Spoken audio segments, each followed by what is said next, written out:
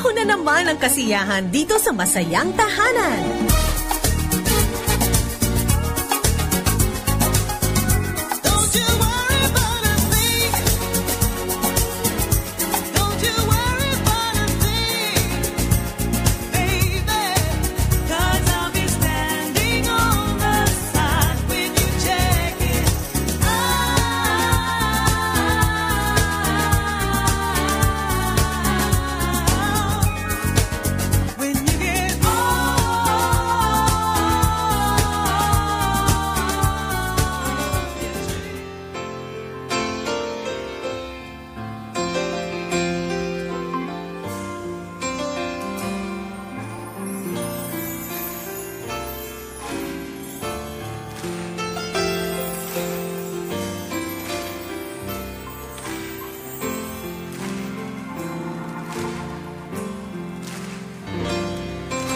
Lord, I offer my life to you.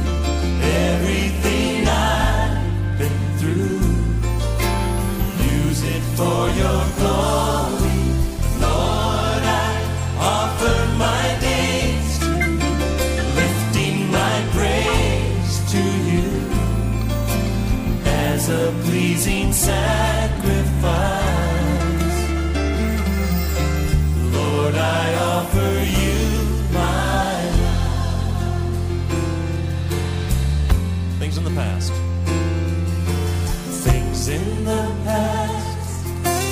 Things yet unseen. Wishes and dreams that are yet to come true. All of my hopes and all of my plans, my heart and my hands are lifted to you. And Lord, I offer my life to you. Everything I've been through, use it for your glory. And Lord, I offer my days to you, lifting my praise to you as a pleasing sacrifice. Oh yes, Lord, I offer you my life. Play it, Paul. Just offer your lives as Paul plays it.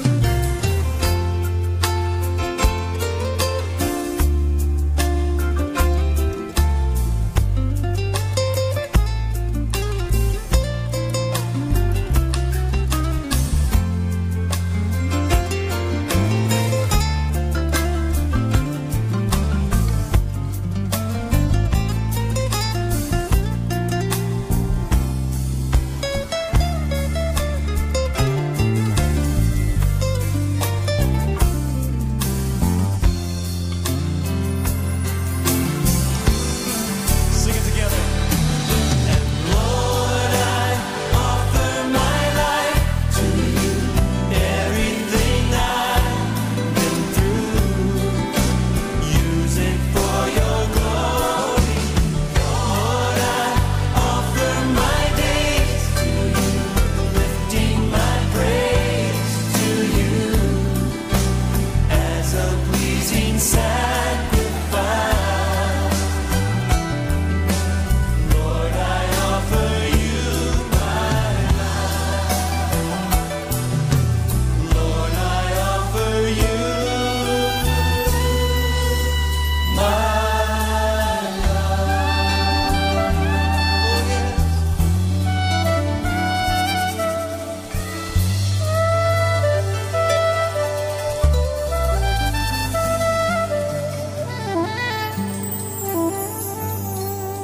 Lord, we offer everything we are to you tonight. Hello everyone! How are you doing this wonderful, wonderful day? Bukas na naman ang pintuan ng ating masayang tahanan at ako, ang inyong kumare forever, Maloy Malibiran Salumbides. Thank you, Mr. Don Moen, for that wonderful, wonderful song. Isa yan sa mga paborito kong awit nung ako ay mas energetic pa at hindi hinihingal. Kamusta kayo ngayong araw na ito? Kamusta naman ang inyong kalalagayan dyan? Samahan ninyo kami dito sa Masayang Tahanan. Ngayon po ay espesyal na araw para sa atin because we have a very special guest. Nanggaling pa siya dyan sa bandang Laguna, kaya maaga-aga ang binyahe, mahaba-haba ang binyahe nito at tiyak na maagang umalis doon sa kanyang pinagmulan. I-welcome natin from the wonderful province of Laguna. Ito po at kasama natin si Jamie J. Apasionado. Yehey!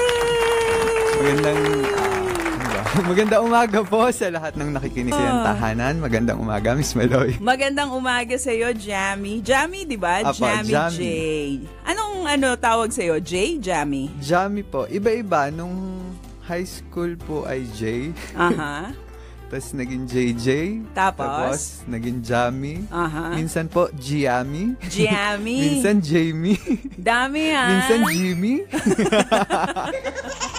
Ano man ang tawag sa iyo, talagang natatangi ikaw. At natatangi rin ang naging karanasan mo sa pagsalubong ng 2018, hindi ba? Opo. Sa mga listeners natin ngayon, ang ating topic ay making each moment of your life count. Yan. Di ba sabi kanina ni Don Moen dun sa kanyang song, Lord, I offer my life to you.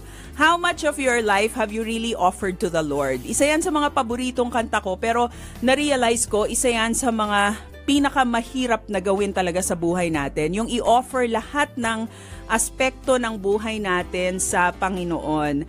I'm sure at one point in your life, may mga listeners tayo dito, nakagawa na kayo ng desisyon na talagang ibigay sa Panginoon ang buhay ninyo. You have accepted Him as your Lord and Savior, but really, surrendering everything of our lives to Him is a process. Minsan proseso yan. Baka naisuko mo na ang puso mo sa Panginoon pero yung bulsa mo, ikaw pa rin ang may control.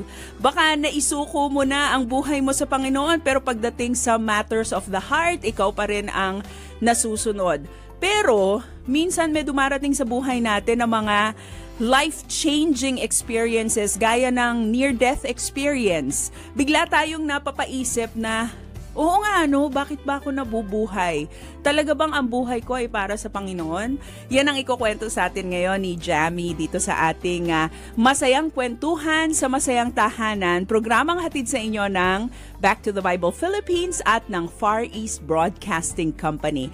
But for our kababayan, sa ating mga kababayan dyan po sa Bicol area, particularly yung pong nasa surrounding areas ng Albay, kung nasaan ang Mayon Volcano, kami po ay nananalangin, nakikiisa po sa panalangin sa inyo para po sa inyong protection, sa inyong safety, lalo na't ilang araw na pong aktibong-aktibo at sumasabog nga po, nag-erupt si Mayon Volcano. Anyway, kapag merong mga ganyang pangyayari sa buhay natin, napaiisip talaga tayo, what am I living for? Ano nga ba talaga ang purpose ng aking buhay? Saan ko ba ilalaan ang aking lakas, ang aking panahon, ang aking passion, Kapag tayo ay nakaranas nung mga life-changing experiences, gaya nga ng naranasan nitong batang-batang kasama natin, si Jamie. Jamie, ano ba nangyari sa iyo nung bagong taon? Nagulantang ako doon sa iyong pinost sometime this month, hindi ba? Apo. How did you welcome the new year? So, New Year as usual. Wala naman pong masyadong naganap ng New Year. But nangyari po kasi yun around mga January 8. Usual, balik trabaho na to? Opo. Okay. Balik trabaho na. And then usual routine, gumising ng maaga. But then, kadalasan naman po, laging puyat.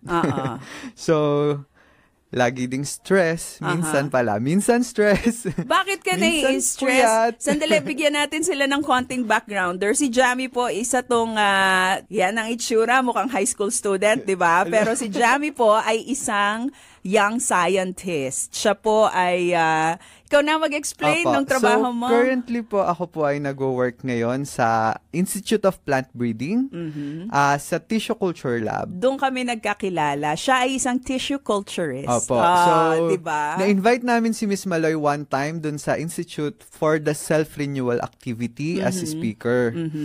And then, after po nun, Yun na nga. Tinor nila ako. Tinor namin siya. At Ano siya'y siya? naging scientist for a day. Naging scientist for a day ako. Nakakatuwa. Tinuruan nila ako ano yung ginagawa ng tissue culturist. Pero syempre, hindi ko naman, I didn't have really the time para gawin yon. Pero etong si Jamie, no, parang isang estudyante ang itsura, pero grabe ang mga ginagawa niyan. Araw-araw naghahanap yan ng tissue.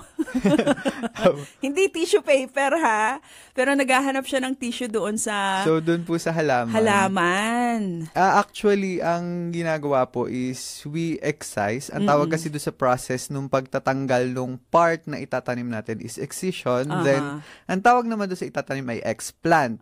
So, we excise the explant from the... So, hindi lang pala X-Men, may mga explant din. Meron ding mga dating halaman Oo. na gagawin uling halaman. Galing, di ba? So, yung process po kasi is, siguro, isa po yun sa mga wonders of the nature. Galing, di ba? By the Lord. Nakakamangha. So, ang process na yon, yung process ng tissue culture is gumagamit tayo ng specific part ng halaman. Pwedeng ang tissue, pwedeng cell, pwedeng organs, halimbawa dahon, then yung mga stem, leaves, flowers. And then yun po yung nilalagay natin sa isang specific medium, culture media, yung parang may agar or pwede ding liquid. Then, yun yung later on magiging halaman ulit. Galing, di ba? Opo. Grabe. So, meron... Parang yung part ng God, we know God as our creator, 'di ba? Opo. Tapos dun sa work ninyo, parang binigyan niya kayo ng pagkakataon to also experience that. Yes po. Parang Ang galing. na-experience mo yung wonders of creation. Parang ang ganun. husay. Nakapunta ako dun sa iyong lab. Ano naman ang ka-stress doon? Parang ang tahitahimik nga. Bakit ka may stress sa buhay? Tapos napapalibutan kayo ng wonders of nature, napapalibutan kayo ng bundok, ang daming greeneries. Ano namang nakaka-stress doon? Wala pang ang traffic sa EDSA doon. Nakaka-stress din naman po mag-isip ng mga reports. So, eto, ordinary day, January 8, you woke up early, tapos naghahanda ka. Ano yun? Naghahanda ka para pumasok sa... Opo, woke up sa early, trabaho? then nag-exercise muna. and then- nag-exercise. Opo, so after nun, yun nga po ang sinasabi, baka daw na over-fatigue or over-exercise or hypoglycemia. Hypoglycemia. Parang ganon. Oo. And then after... Hypoglycemia, yun yung mababa ang sugar. Opo, Hindi ka mababa pa daw po ang kumakain sugar. nung panahon na yun. Opo. Ano nangyari? And then after a few minutes nga po is nag-start na yung kamay ko. First with the right hand.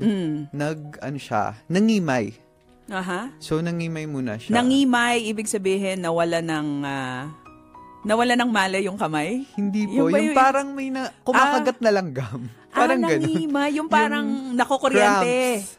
Apa, yun. nakukuryente. Apa. Yung parang kapag ang tagal mong nakaupo, pag tayo mo, biglang, yung parang... pag medyo hindi matagal ka nagagagalaw o kaya masyadong naipit, parang nangimay. ganun. Oo. So yun, nangimay po siya.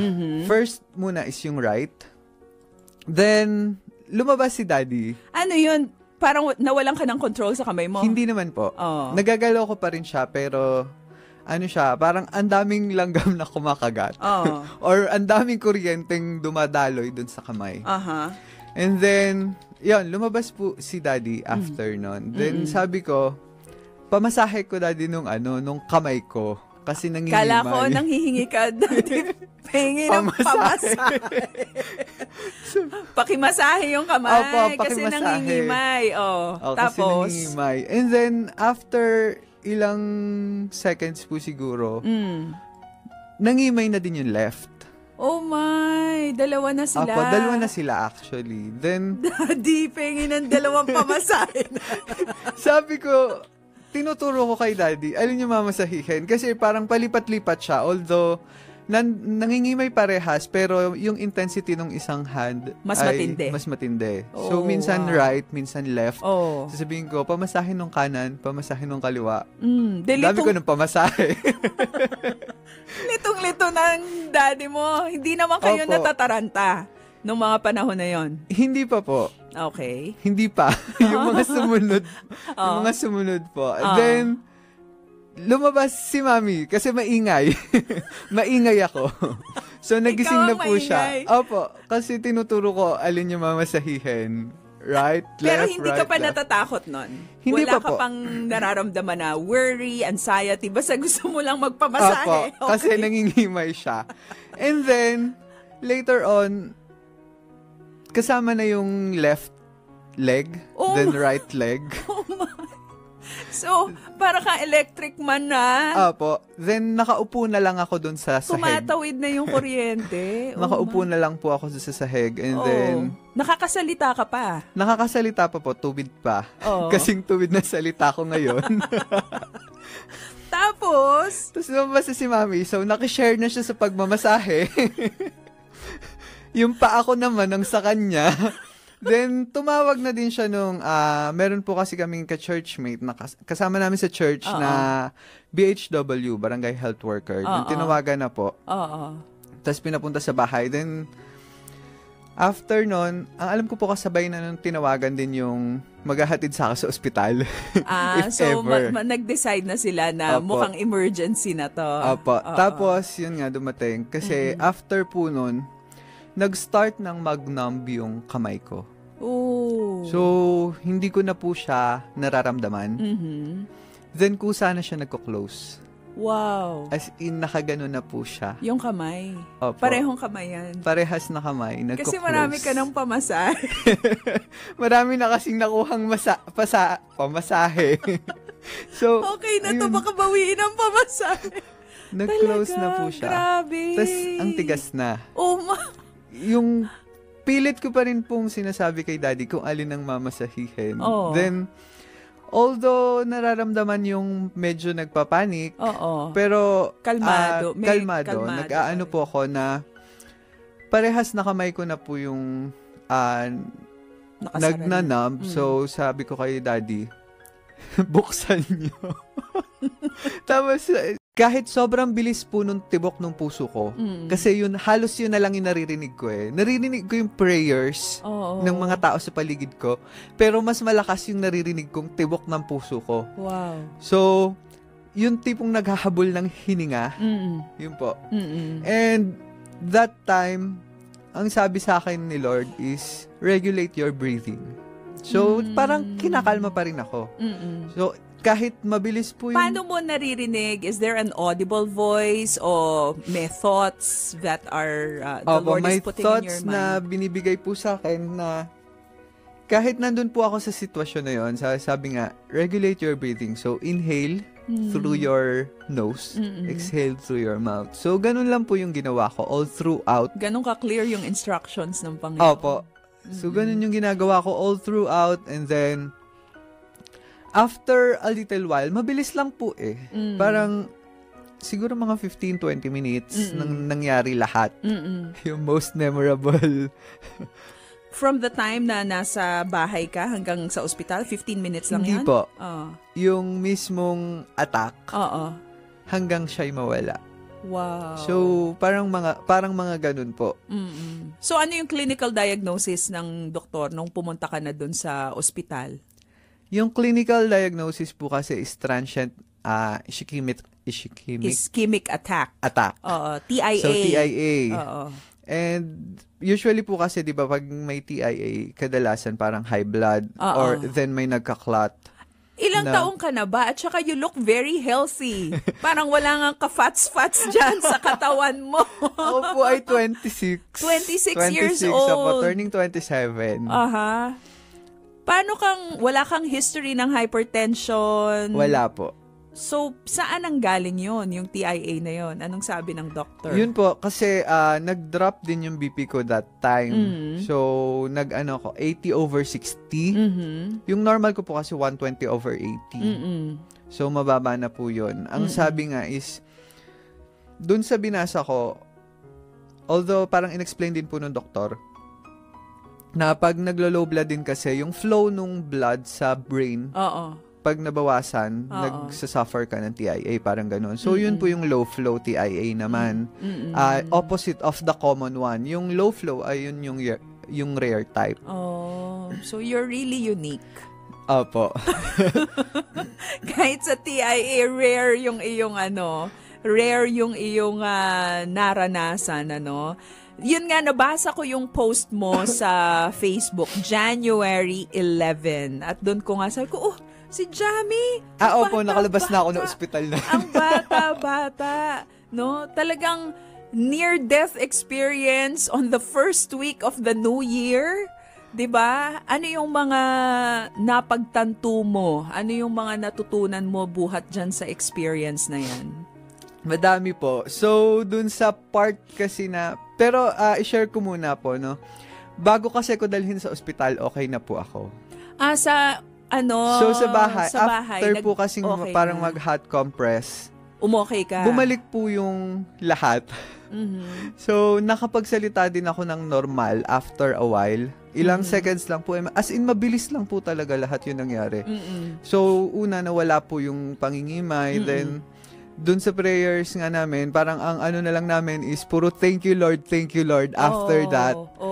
After po nun, yun yung nasa post ko din na bigla akong tumawa. Ba't ka natawa? Kasi na-realize ko po yung itsura ng mga kasama ko sa bahay. Parang nag-iiyakan. Ano ba naman itong mga to? Tapos na-realize ko din yung itsura ko na hindi pa pala ako nakakapag-bihis. Tapos sabi nga po, kasi di ba parang that time kasi may nag-BP din dun sa amin. Si Ate Beck nga po, kasama po namin. Nung nag-BP nga, sabi nga, low blood, bumaba yung dugo. So, after kong tumawa, sabi ko, bumili po ng lechon. Para naman ma-high blood ako. Then, after nga po naman nangyaring yun, mag-isa na po ako nakababa ng bahay. Then, sa ospital, normal na din po. Kasi pagdating nga po sa ospital, yun din yung ini-interview po ako ng doktor, ano daw nangyari. Tapos, paulit-ulit pa akong tinanong kung nagda-drugs ba. Inaantay pang umalis si Mami. Si Mami po kasi ang kasama ko eh. Tapos parang, nung nandun kami sa may ER, sa ER na po kasi yung pinasok. Nagda-drugs ka daw ba? Inantay muna. Bakit tinanong kung nagda-drugs ka? Kasi very uncommon nga daw po na suffer ng TIA yung gantong age. Oo. Tapos, ayun nga po, nakailang tanong. Then, baka kaya din po nagtanong kasi tawa ko ng tawa kapag tinatanong niya. Kakaibang pasyente. Tapos yun, nung nandun po kami. Hindi naman nainis yung doktor sa'yo. Hindi naman po. Hindi naman luminga-linga at sinabing, baka nasa ako dito Wow, mali ako dito Hindi po. Napagalitan pa nga po ako one time kasi pakalat-kalat ako doon sa ER. Kasi naglalakad-lakad po ako. Ang sabi po is, baka daw umulit. So, dapat daw, humiga daw muna ako. Then, ang ano ko nga po is, ayoko po magpa-admit nun sa ospital. Pero nag-insist po yung doctor na i-admit for under observation daw kasi may possible daw na mag-recur siya within 72 hours. So, inadmit ka? Opo.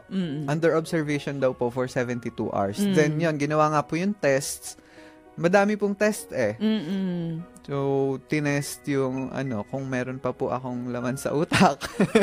So, nag-CT scan. Parang protocol po is CT scan for stroke patient. Then, nag-ECG pa ako. Kasi baka daw heart-related yung problem. So, nag-ECG, nag-2D echo. Then, nag-EEG pa para daw sa brain activity. Then, so, lahat ng tests? Lahat po ng test, kasama po yung sodium potassium kasi usually nababa po yata kapag ganong cases. Drug test, binigyan ka? Hindi naman po. Hindi naman. So, yung mga test na yon, lahat naman po, normal naman yung findings. Then, sa CT scan, ang sabi nga po is, wala daw nakitang parang nag-clot. Wala pong nag-clot. Wow. So, ang ano po nung doktor, parang sabi niya kasi is, dahil nga daw siya ay doktor, at siya ay based on science, meron daw siyang parang mga, ano po mong tawag dun sa pinaghihinalaan. Suspicion. Ayun, may suspicious areas daw. Dun sa reading. Kaya nag-advise po siya ng MRI, pero hindi pa ako nagpapa-MRI. Ayan. So, kailangan mong gawin yan ngayon. Opo. Pero anong maganda yung pinost mo sa Facebook? Yung mga natutunan mo, mga realizations mo after that near stroke experience? Yun, actually, gusto ko kasing i-share sa atin pong mga listeners, no? Meron talagang mga bagay tayo na tinitake for granted lang during this whole lifetime.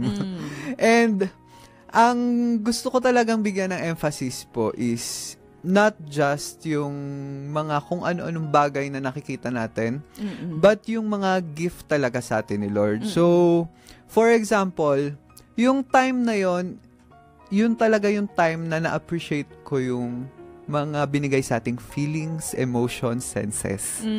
Yun kasi yung time na nung nagsusuffer po kasi ko talaga nung TIA, yung mismong attack, gustong-gusto kong umiyak. Hindi ka makaiyak. Pero wala po talaga. Walang luhan tumutulo. Yun yung, sabi ko, gusto kong i-share na kung sino man po yung gustong umiyak, gawin nila hanggat kaya nila. Kasi, it's a gift of God na yung emotions natin dapat ine-express natin. Alam mo, last week yung guest natin, 'di ba, si Pastor Willie Chua, yan din yung problem niya dati. Talagang pusong bato, hindi siya umiiyak talaga kahit na ang tindi nung pinagdadaanan. Kaya ngayon, konting kibot, iyak siya ng iyak. Sabi niya talaga, the Lord gave me a heart transplant. Pero alam mo, ano yan, very timely ang sinasabi mo ngayon. Kasi ang dami ngayon na maraming parents guilty din dito pag nakikita namin umiiyak yung mga anak namin. Sabi namin, don't cry. Ang gagayan yan, di ba? Opo. Parang sinusuppress yung feelings. Hindi siya healthy. And sa reality po, hindi naman talaga ako umiiyak sa harap ng ibang tao. Oo. Pero nung mga panahon na yon, gustong-gusto mong umiyak, hindi mo magawa. Opo. Oh. So, yun yung time na yun. And that's also, na-realize ko, that's also the reason bakit ako tumawa after. Kasi, Dahil? nung time na yun din, hindi din naman ako makatawa. Ang kilala po kasi ko sa lab, sa institute, sa UP, yung mga kasama ko po doon, na lagi ako nakangiti, lagi ako natawa. So, yun yung isa din sa mga bagay na na-miss ko. Paano naman? Appropriate nga bang tumawa nung mga panahong yun? Inaatake ka nga, nagkakaroon ka nga ng ng TIA. Hindi diba? ko nga po alam. Ang ano ko nga din po meron ba nag-video? Kasi di ba usually pag may na-aksidente, kapag kadalasan makikita na sa Facebook, may nagbanggaan, may nag-video. May nalunod, may nag-video. Bakit sa akin wala nag-video nung time na yun? Hindi ko man lang nakita yung itsura ko. Sabi, gusto mo nang reenactment? Hindi ko po alam kung tumabingi ba yung mukha ko. Parang sabi po kasi tumabingi na daw po yung mukha ko, pero hindi ko naman sure kasi hindi ko po nakita. Oo. Then hindi ko din po alam ang itsura ng umurong andila.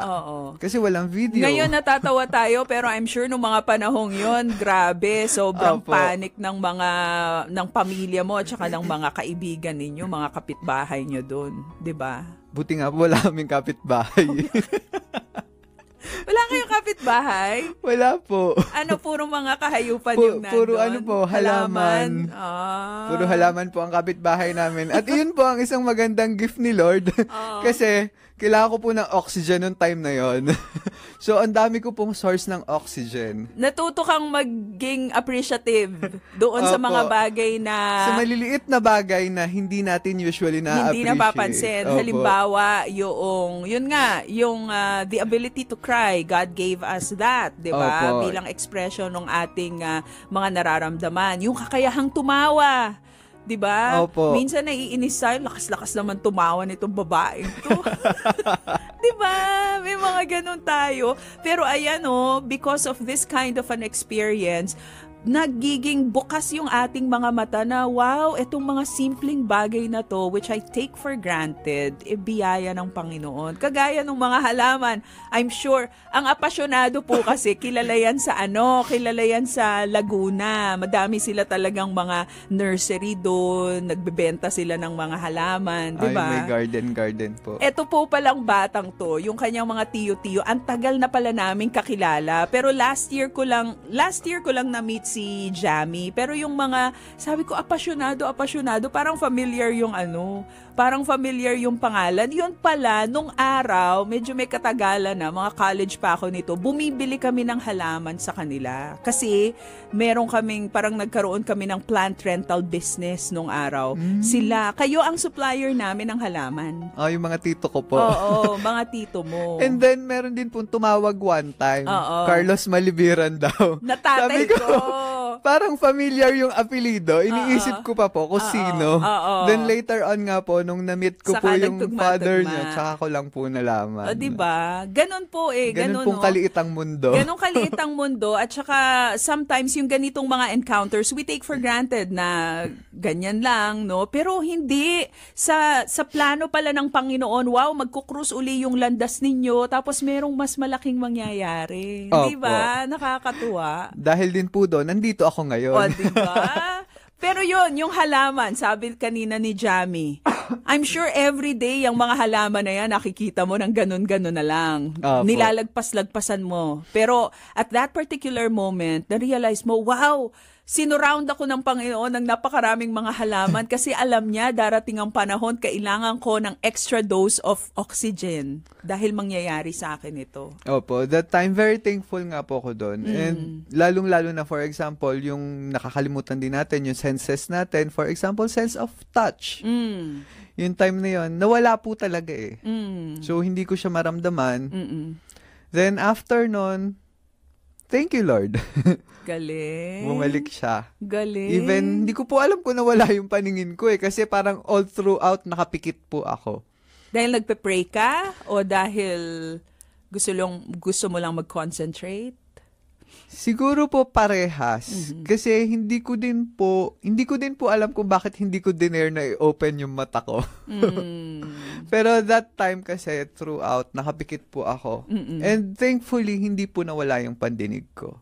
Oo, no? Tsaka yung ability mo to speak, hindi rin ganong bandang huli na lang naapektuhan. Although, nag-stutter, pero nandun pa rin naman po yung ability to speak. Kasi kung nawala ka agad yun, edi hindi mo mabibigyan ng instructions. Alin yung mamasahihin, alin yung wala ng pakiramdam, alin yung kailangan ng atensyon ng mga panahon na yun, hindi ba? In terms of your family, ano yung mas na-appreciate mo nung pinagdaanan mo yan nung January 8? In terms of family naman po, alam ko naman pong nandun yung love. So, ever since naman, simula bata, ang tagal ko pong bunso eh. 8 years. 8 years? Ang tagal? 8 years po akong bunso. Ilan ba kayo magkakapatid? 3 po. Aha. Then, yung sumunod na sa akin is, yun nga, 8 years younger, then grade 11 and grade 9. So, ikaw ang kuya? Apo. When that happened, yung mga kapatid mo nasa bahay pa? O nasa school Apo, na nasa sila? bahay pa. And lumabas din sila to pray for me. Grabe, So, no? nandun po kaming lahat nagpe-pray. The power during of that time. prayer. Opo, the power of prayer.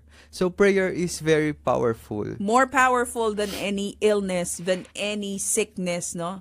Na Opo. Yes po. ating pagdaraanan. More powerful than what's happening in Mayon Volcano right now.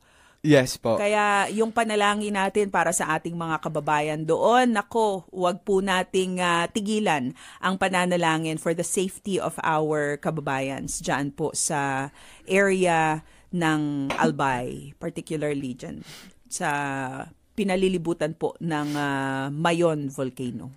So, yun nga po. That time, God taught me a simple CPR of life. CPR of life. Gusto ko yan. Interesado ako dyan. CPR of life, so first, ang gawin lang po natin is calm down. Wow. So, dapat hindi po tayo magpanic.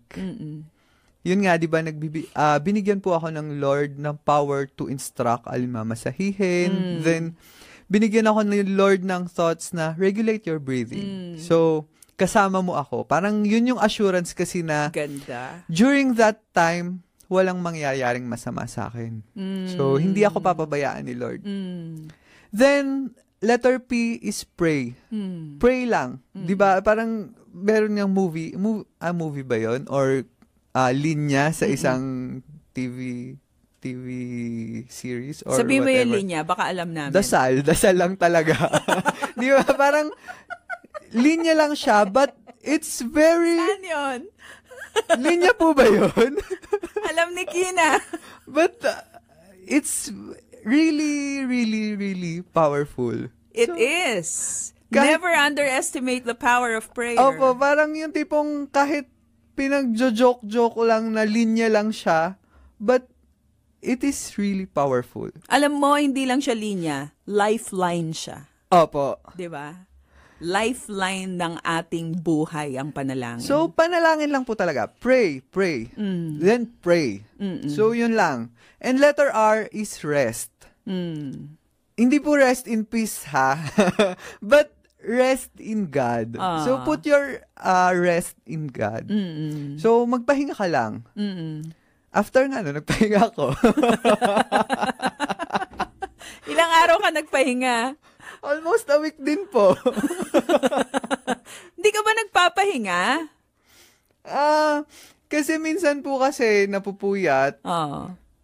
Although, meron din naman kasi yung kasamang mga kung ano-anong leisurely activities.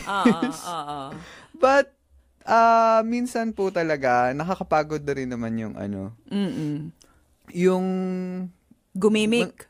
Hindi naman po ako nag-gimik. Hindi ka Sorry. Sabi mo Nagulat. Sabi mo leisurely activities. Ano lang naman po yun. Ang ginagawa ko lang naman po anime. Nag-a-anime. So, mga ganun lang. Pero, yun nga po. A simple CPR of life. Ganda na binigay sa akin ni Lord. CPR of life. Post mo yan, Kina. Calm down, pray and rest. Rest physically and rest in the Lord. Opo, kasi for halos lahat naman, lalo na yung mga nagwo-work, for example, and isabay pa natin yung nag-aaral ng masters. Nagwo-work ka na, nag-aaral ka pa ng masters. Apo. Tapos meron ka pang love life. Ay, wala po. Inano ko talaga yon, pinasok ko talaga yon. Wala po, si Lord na pong bahala doon. Si Lord na bahala doon? Apo. Wala, doon sa mga na-meet ko nung nag-speak ako sa inyo. Wala yung hawak kamay. Wala doon? Yung song na yon is one of my favorite songs. Kinanta nyo yun, di ba? Yun ba yun? Yung may kahawak kamay yun po ka kasi talaga. yung, nung narinig ko kasi yun dati pa, nung kay Yeng pa, nung bagong labas pa lang, parang ano po kasi yun eh. Instead of me singing to the Lord, it's the Lord singing to me. Parang yun yung dating sa akin nung kanta. Ganda. Kasi di ba parang ang lyrics po nun is hawak kamay, di kita iiwan sa paglakbay. Yan. So, parang sinasabi doon na ako, minsan, aminin naman po natin, nakakalimot tayo. But si Lord, hindi niya tayo iiwan kahit saan man tayo magpunta. So, dapat mamaya yan ang closing song natin. Then, hawak kamay. Tapos meron pa pong isa, di ba? Dito sa mundong wala, hawak kamay, di kita bibitawan. Pwede bang lagyan mo ng tono? So, yung song niya pa parang sabi po, hawak kamay, Dali pala kausap di ko eh. kita bibitawan sa paglalakbay sa mundo ng kawalan. So, yun po yung sabi. Ganda boses, ha? Ang ano mo, Invited sa Inspirations Unlimited. ang ano po ni Lord, di ba? Parang ang sabi doon, so, tulad nga sabi ko, it's the Lord singing to me. Ang Ganda. sabi niya, di kita bibitawan. Kasi minsan, kung tayo lang yung kakapit kay Lord, makakabitaw tayo. But, kung si Lord yung kakapit sa atin, di niya tayo bibitawan. Right. So, Ganda. yun, kaya isa yun sa favorite song ko. Isa pang Favorite din yun na quotable rin. quote, Ina, isa pang quotable quote, kung tayo lang ang kakapit kay God, makakabitaw tayo. Pero kung ang Diyos ang kakapit sa atin, hindi niya tayo bibitawan. Another quotable quote from Jamie J. Apasionado, our young scientist in the house now. Yan.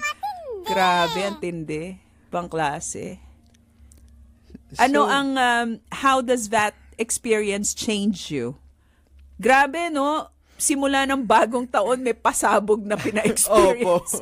May pasabog na pina-experience sa'yo si God. Yun nga po yung tinatawag na bagong taon, bagong buhay. Oo, literal na bagong buhay. Opo, literal na bagong buhay. So, ano yung in terms of practical day-to-day things, bukod dun sa CPR of Life na iyong ibinahagi sa amin kanina, ano pa yung mga nabago because of this experience that you had?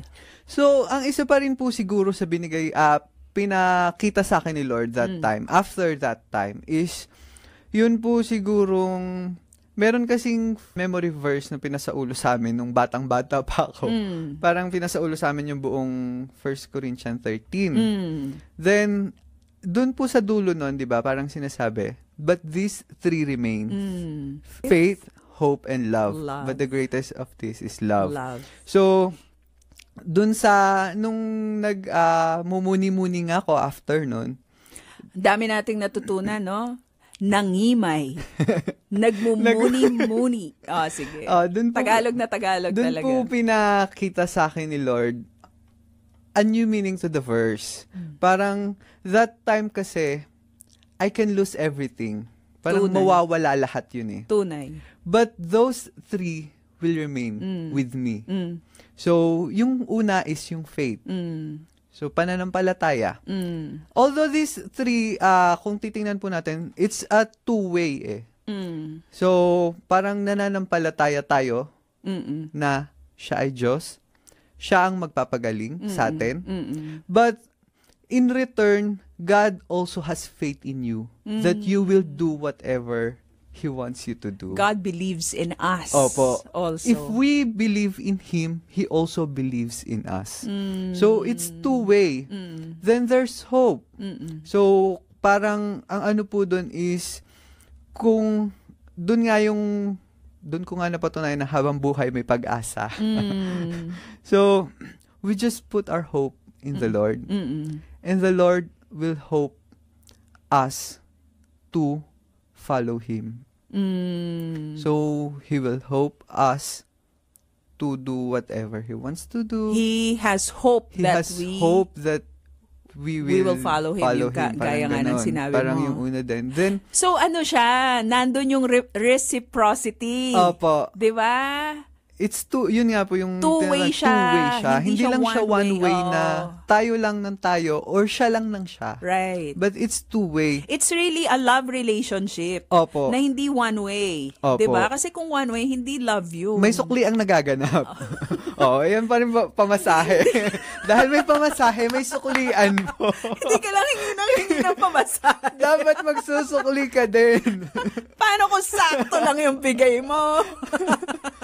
So, pag sakto lang po, magte-thank you. Oy, eto, sandali, maiba ako ng konti. Yung mga nagbibigay ng pamasahe tsaka mga nagbabayad ngayon, ang piso tsaka 5 piso, magkahawig na siya, magkasing sukat na. So, maging mas maingat sa pagbibigay ng ano. Buti na nga lang po, wala pa ako 5 pisong bago.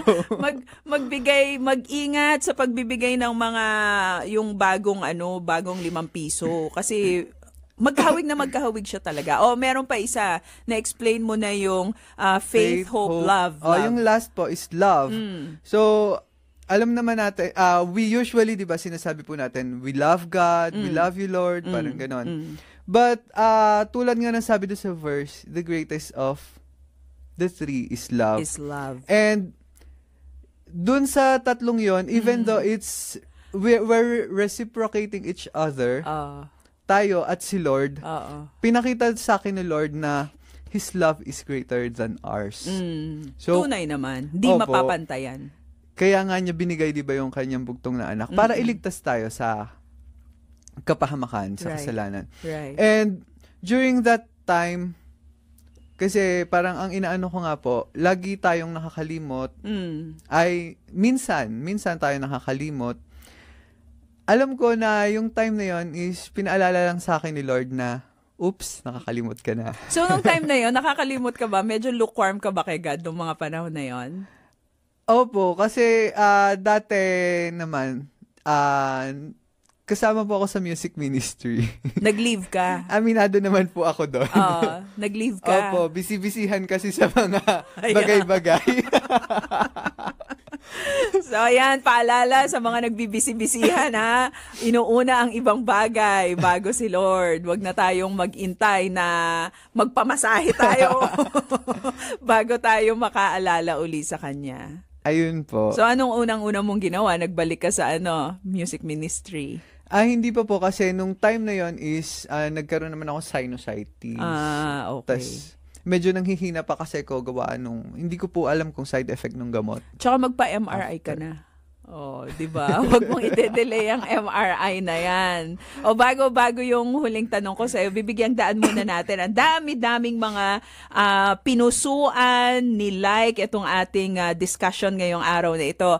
Ito ang ating mga listeners at ang kanilang mga feedback sa ating kwento ngayon, ang kwentong buhay ni Jamie J. Apasionado, yung kanyang near-death experience at ngayon talagang nayanig siya, binago at ang dami niyang mga appreciation ngayon tungkol sa buhay. Si Ching Serrano, I'm listening right now from Las Vegas, Nevada. God bless you. Teresita Sanki, thank you, Lord God Almighty, for holding us and for never leaving us in time of need. Teresita Sanki uli, salamat po sa sharing ng meaning ng life CPR. Gayus Sabado, nice, always listening to Masayang Tahanan. Rolando De Leon Jr., I'm touched with the statement of your young guest, Jamie, that feeling is God's gift that we need to express. I come to realize that we don't take it for granted na minsan iniisip natin na nag-iinarte lang ang mga mahal natin sa buhay, na humihingi ng atensyon. We can freely give it to everyone. God uses circumstances for realization as well as people to testify what they are really experiencing from God's power. This is from Dr. Rolando De Leon of MCU Hospital and Word of Hope Valenzuela. Happy listening po sa inyo. Nelia Mondigo, mabuti po talaga si Lord. Tunay nga po, Ama, na buhay ka at makapangyarihan. Rosita Fuentes, the power of prayer is God's miracle. Shai Celestial, God bless sa inyo dyan sa Masayang Tahanan. I'm listening from Tanay Rizal. Mavic Regalia, God is good all the time. Lourdes Advincula, what a testimony. Praise the Lord. Thank you, Jamie JJ Jam. Teresita Sanki, powerful talaga ang prayer. At sabi ni Cheryl Sagid, hello Miss Maloy, ang ganda niyo po pala. Naks! Ngayon ko lang po kayo nakita ng live. Always watching and listening po from Santolan, Pasig City.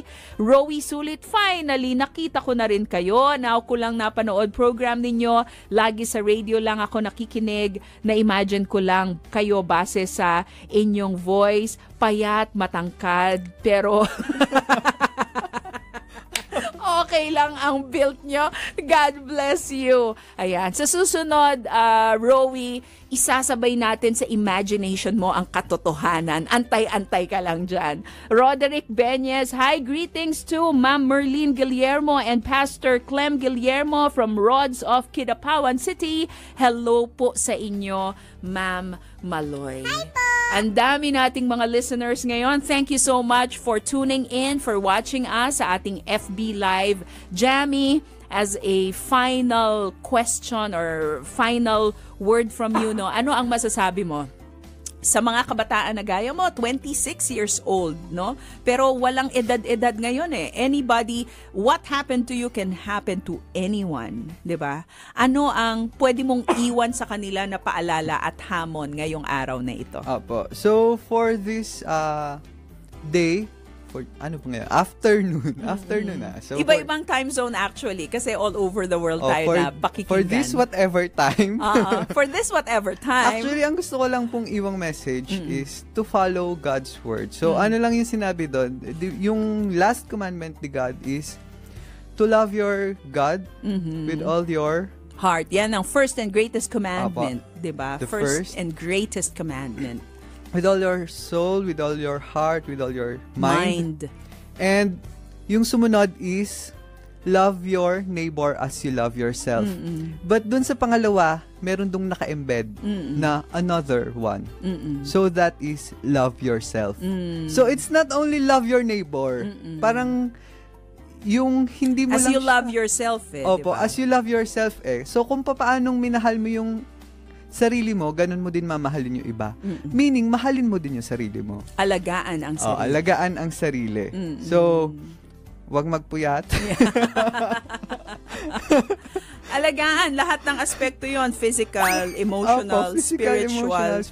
Pero ang 'di ba yung priority, yung ano nga doon, yung pagkakasabi doon ayon doon sa pagkakasunod-sunod. Love God. Love God muna. Love God first with all your heart, all your strength, and all your mind. Kasi kung love natin si God, then we will be able to love ourselves and other people the right way. Kasi kapag inuna natin ang sarili natin, it's an unhealthy kind of love. Diba? Kaya ang pundasyon talaga, loving God. I'm happy that you are okay.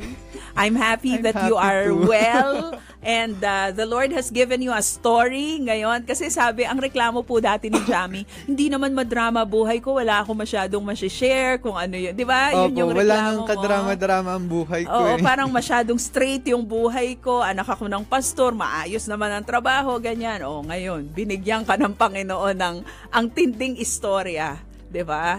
Which you need to share to as many people as possible. Simula pa lang to, yung CPR mo, isulat mo yan, gawin mong libro.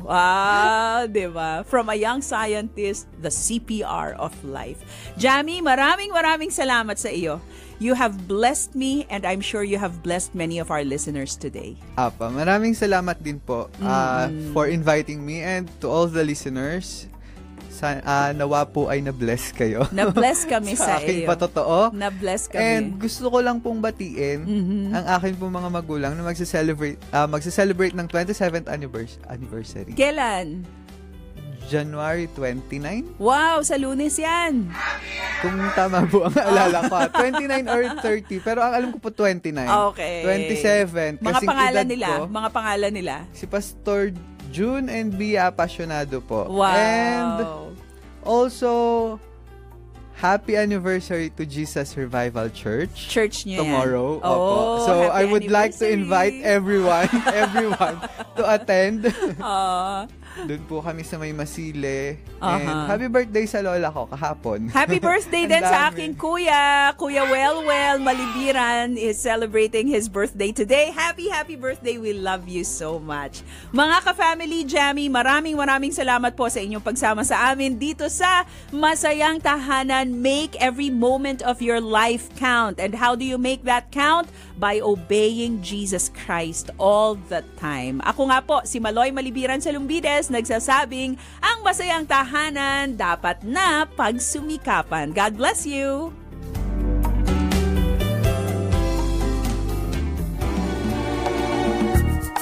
Oras na naman ang pagpapaalam, kaibigan. Kung nais mong magkaroon ng kopya ng ating programa, tumawag lamang sa 371-9489. At kung nakatulong sa iyo at sa iyong pamilya ang Masayang Tahanan, magparamdam ka naman, kapatid! Sumulat ka sa Masayang Tahanan, P.O. Box 1750 Manila. Pwede ka rin magpadala ng email sa broadcasts@backtothebible.org.ph. Hihintayin ka namin uli, kaibigan, sa araw ng Sabado. At sama-sama na naman tayong mag-aaral, mananalangin at magkakasayahan dito sa Masayang Tahanan. Don't you worry about a thing.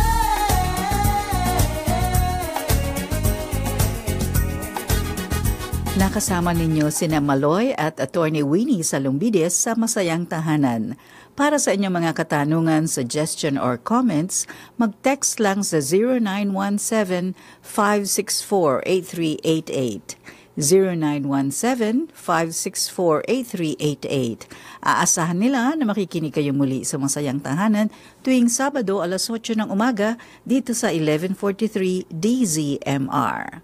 Antabayanan ang programang Mumunting Kutitap, isusunod kaagad. Jim, paano ba yan? Mababawasan ang pagsama ko sa mga lakad natin.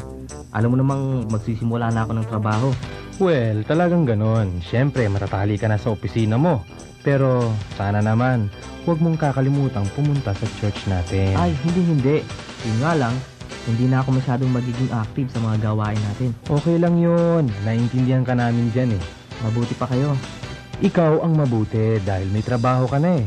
Mahirap yatang maghanap ng trabaho ngayon. Kaya, Huwag ka nang malungkot. Mag-enjoy ka sa trabaho mo. I'm sure marami kang magiging kaibigan doon. Sana nga, mababait sana ang magiging office mate ko. Sigurado yun. Mabait ka rin naman eh.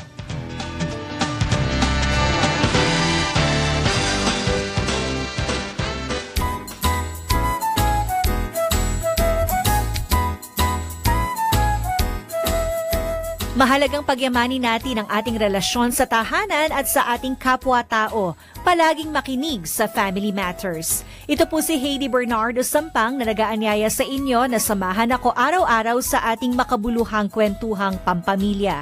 Sabay-sabay po tayong matuto mula sa ating mga kaibigang family counselors at iba pang mga bisita mula alas 9 ng umaga hanggang alas 10:30. Yan po ay Lunes hanggang Biyernes dito lamang sa 1143 DZMR Missions Radio.